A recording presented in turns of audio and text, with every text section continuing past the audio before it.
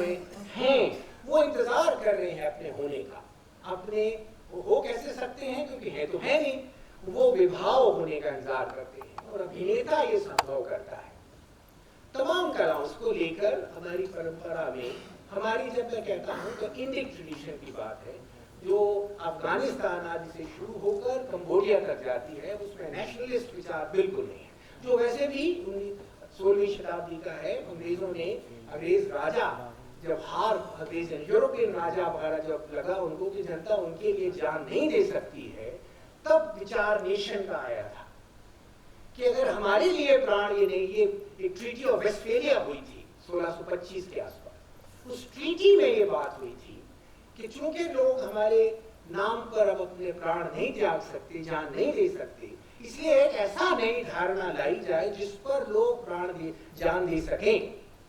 और उन राजाओं के शुरुआत से, राजाओं की अपनी उस फलस्वरूप उस महफिल के, उस सभा के, ये नेशन का विचार दुनिया में आया था, जिसको अब कोई 400 वर्ष हुए हैं, ये बड़ा प्राचीन विचार नहीं है। मैं इंडिक सभ्यता की बात कर रहा हूँ, इसमें आपको विभाव का बहुत ही केंद्रीय स्थान सभी नाट्य परंपराओं में मिलेगा, और इसमें हम कलाओं को क्या समझते रहे हैं, ये बड़ी मौलिक बात है, ये इन परंपराओं में बहुत खास बात है। और इसको लेके एक छोटी सी कहानी ये है कि एक राजा थे जिनका नाम था भयजीत। ये कहानी चित्र दर्शनम नाम के ग्रंथ में आती है, जो दर्शन जो गायब हो गया था बीच में, संस्कृत से में नहीं उपलब्ध था, फिर वो घोटी में मिला, फिर घोटी से उसका अनुवाद जर्मन में हुआ, फिर जर्मन से अंग्रेजी में, अंग्रेजी से फिर भारत में लंबी यात्रा को तय करता हुआ एक ग्रंथ आया। इसमें कलाओं की उत्पत्ति की कहानी है, जिसमें इस विभाव का क्या है इसका संकेत मिलता है। कहानी ये है कि एक राजा थे, भयजीत थे, उनका जो राज्य था वो पूरी तरह एथिकल था, धर्म से चलता था, जिसका मतलब एथिकल था, कोई स्टेट की राज्य सत्ता की उसमें कोई वो नहीं थी, जबरदस्ती नहीं थी, इसलिए सारे लोग पूरी आयु प्राप्त करके ही प्राण त्यागते थे। ये कहानी है, ऐसा कभी भारत में हुआ नहीं था, ये कहानी कुछ चीज समझाने के लिए। तो एक बार एक बालक की मृत्यु हो गई, एक बच्चे की मृत्यु हो गई, तो उसका पिता पहुंचा राज दरबार में, उसने कहा कि साहब ये आपके यहाँ जरूर कुछ अनएथिकल, अनैतिक हुआ है, जिसके कारण ये बच्चे की मृत्यु हुई। पता किया गया, पुराने जमाने के राजा जब कमेटी बिठाते थे तो सचमुच काम करते थे, तो वो काम किया, उन्होंने कहा कि नहीं कुछ नहीं हुआ, अनएथिकल कुछ नहीं। तो उन्होंने कहा कि सबसे अच्छा ये है कि यमराज पे हमला कर दो, और यमराज परलोक का राज्य करता है। परलोक क्या है? परलोक आप अपने सिर पे लेके चलते, स्मृति और कल्पना होता है, उसमें नग्न रहते, उसमें जो लोग रहते हैं उनका शरीर नहीं होता, ऐसा गीता में एक श्लोक दिया।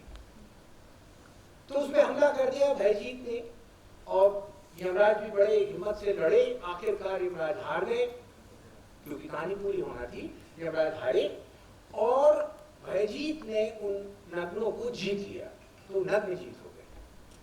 तो यमराज ने कहा कि हम तो अपनी इच्छा से किसी की प्राण लाते नहीं है, ये तो हमको ब्रह्मा कहते हैं, जिनको कहते हैं हम कर जाते हैं प्राण। तो ब्रह्मा के पास गए, तो ब्रह्मा ने कहा, अपने उनके साथी थे चित्रगुप्त, उनसे कहा भाई चेक करो, देखो।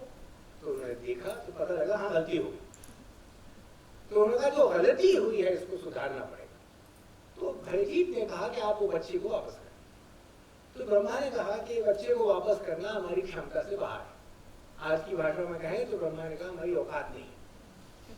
तो उन्होंने कहा ठीक है, फिर क्या करें, आपने गलती की है, कुछ तो करना पड़ेगा। तो उन्होंने कहा काम करो, कोई भी शरीर बच्चे को दे दो, मैं उसमें प्राण दूं, उसके प्राण वापस कर सकता हूं, शरीर तुम्हें बनाना पड़ेगा।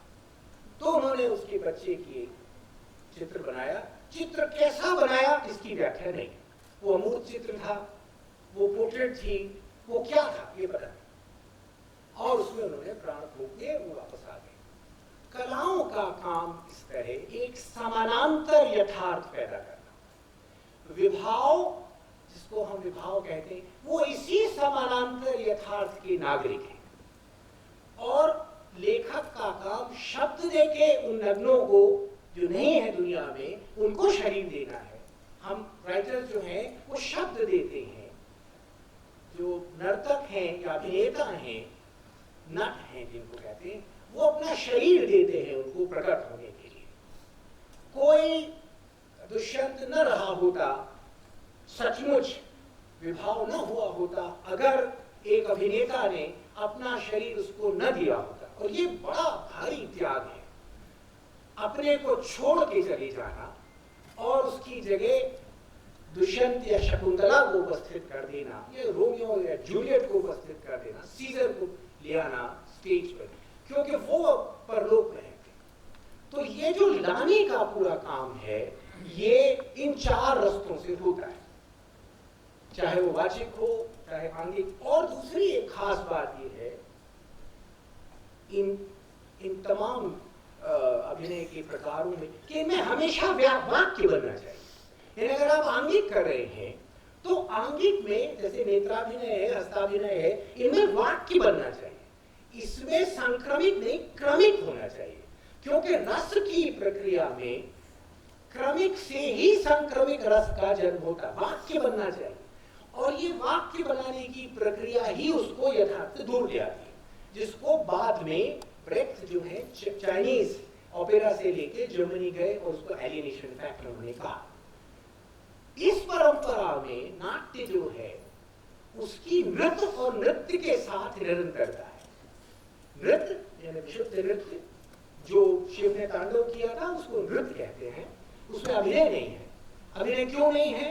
क्योंकि शिव ने जो नाट्य किया था, नृत्य किया था, वो सृष्टि के नष्ट प्रलय के बाद किया। तो अभिनय के लिए अनुकरण जरूरी है, अनुकरण के लिए पदार्थानुकरण होता है। तो पदार्थ ही नहीं है, यानी जगत ही नहीं है, तो अनुकरण किस चीज का कीजिएगा? तो वो नृत्य है, शुद्ध नृत्य कहते हैं जिसको। उसमें लय और ताल, ये दो ही चीज होती है। आपने देखा होगा लखनऊ घराना इतना प्रसिद्ध है कथक का, वाजिद अली शाह ने कितना बड़ा योगदान इसमें किया। दूसरा नृत्य होता है, नृत्य में लय ताल और अभिनय, ये ट्रायंगल, ये एक त्रिकोण बनता है। और नाट्य जिसमें अभिनय प्रधान है लेकिन लय ताल गौण है, अनुपस्थित नहीं। ये जो यथार्थवादी नाटक भारत ने और चीन ने यूरोप से लिया, इसमें ये माना कि ओपेरा अलग से है और हम जो नाटक करेंगे उसमें लय ताल की जरूरत नहीं है।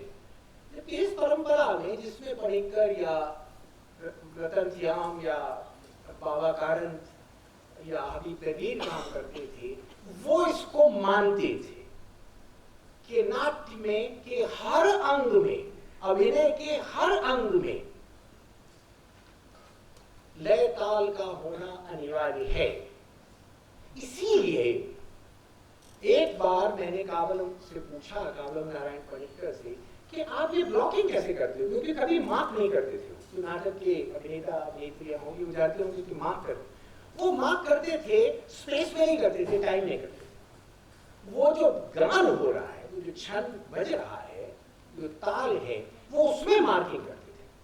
और उसमें फायदा ये होता था कि अगर एक अभिनेता एक कदम आगे चल गया तो दूसरा ऑटोमेटिकली अपने आप ही उसको इस तरह चलेगा कि वो एक संतुलन स्थापित हो जाएगा। जैसे राग में होता है, अगर आप गा रहे हैं, मान लीजिए यमन गा रहे हैं, उसका थोड़ा सा चढ़ा हुआ आप गा दें तो दूसरे स्वरों को थोड़ा चढ़ा या उतार के आप उसमें दोबारा यमन का उदाहरण के लिए संतुलन ले आते। तो यही बात वो स्पेस में ये संगीत के सहारे ब्लॉकिंग होती थी। और ये सिर्फ पणिक्कर करते हो ऐसा नहीं है, ये तमाम पारंपरिक जो रंग नृत्य शैलियां हैं, जिसके एक बड़े भारी पुरोधा यहाँ बैठे हुए हैं कुडियाट्टम के, उनमें भी जो ब्लॉकिंग है, बिल्कुल ब्लॉकिंग होती है। एक सर्कल होता है जिसमें वो सेंटर से जाते हैं वापस आते हैं, ये संगीत के आधार पे होती है। तो संगीत वहां मूवमेंट यानी आंगिक में भी है, यानी संगीत सिर्फ ये नहीं है कि जो बज रहा है बीच बीच में, जो उदाहरण के लिए ग्रीक थिएटर में होता था, कोरस होता था वो अलग से, लेकिन कोरस का अलग की बहुत अलग भूमिका थी।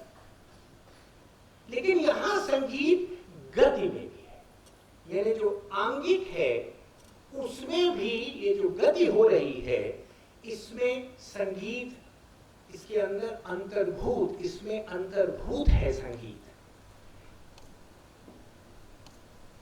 और अगर और दूसरी अंग देख लीजिए आप, तो उदाहरण के लिए जो आहार होता था, खासतौर पर आप अगर कथकली या कुडियाट्टम वगैरह के आहार देखें तो आप पाएंगे कि उसमें बराबर एक छंद बना हुआ है। छंद का मतलब उसमें एक अनुपात है बराबर। तो आहार तक में संगीत की कल्पना है। संगीत एक तरह का प्लास्टिक म्यूजिक, यानी एक ऐसा संगीत है जो उसमें जड़ा हुआ है, वो भी सांगीतिक है। वाचिक तो हर स्तर पर संगीत होता ही है। भारत का एक वाक्य है, उन्होंने कहा कि जो नाटक है उसकी शैया होती है संगीत। शय्याम ही नाट्यम वदंति गीतम, कि जो नाटक की अगर शैया शब्द को आप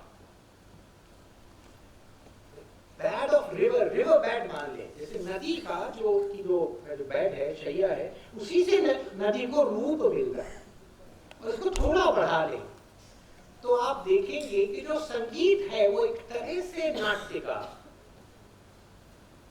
जो माइक्रोस्केलेटन है, जो भी रूप मिल रहा है नाटक को, जिस भी रूप में नाटक को आप देख रहे हैं, वो उसके अंदर उसमें अनुपत, उसमें अदृश्य रूप से उसकी शिलाओं में या उसके मांस मज्जा से गुजरता हुआ एक तरह का सूक्ष्म स्केलेटन है जिसने उसको रूप दिया है। यही भरत का संभवतः आशय है कि वो जो संगीत है वो नाटक को वो रूप देता है जो अंततः नाटक पाता है। एक तरह से इसलिए हम कह सकते हैं कि जिसे हम नाटक कह रहे हैं वह अनेक स्तरीय संगीत ही है, चाहे वो आंगिक का संगीत हो, चाहे वाचिक के अलग अलग संगीत हो। यानी उदाहरण के लिए जब डायलॉग्स बोले जा रहे हैं या उसमें वो काव्यात्मक हो ना हो, उनके बोलने में एक किस्म के छंद का अनुभव होगा, और वहां से लेके बिल्कुल जो अमूर्त संगीत नाटक में कई जगह आता है वो तक, ये सारे स्तर वाचिक के, ये सभी संगीत है। संगीत का अर्थ केवल